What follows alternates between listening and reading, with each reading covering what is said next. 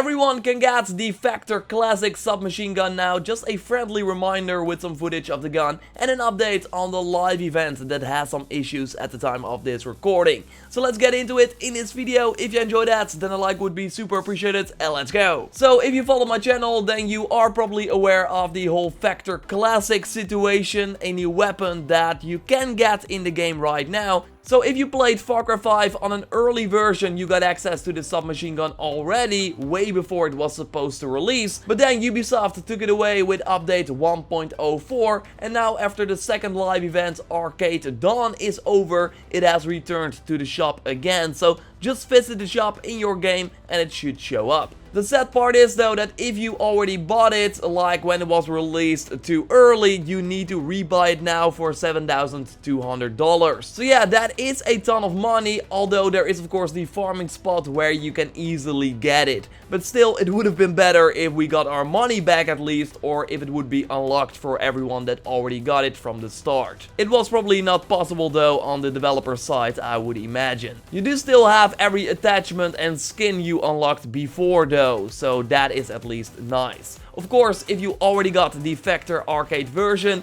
this weapon is just the same, but you can select a different skin. And I know that not everyone is a fan of the arcade skin, and I'm personally more a fan of the red Factor as well, so I'm glad that the Factor Classic is back. It's the fastest gun in Farcry 5 with a rate of fire on level 9, and it's just overall a ton of fun to use. So, because I covered like the whole story of this Factor Classic, I thought it was nice to tell you that the story has ended. You can now get the weapon in the shop. And that is of course especially nice for the people that could not participate in the live event because they did not have PlayStation Plus or Xbox Live, and that was needed to play 40 minutes of the arcade mode in order to get this arcade version of the gun. So glad that everyone can use the gun finally. There will be more weapons coming later to the game as well, since Ubisoft noted that we could expect weapons added via these live events. So multiple weapons. We now got the Factor, and I think we will get a new one probably in May, I would say. And no, I don't think that that one will be leaked.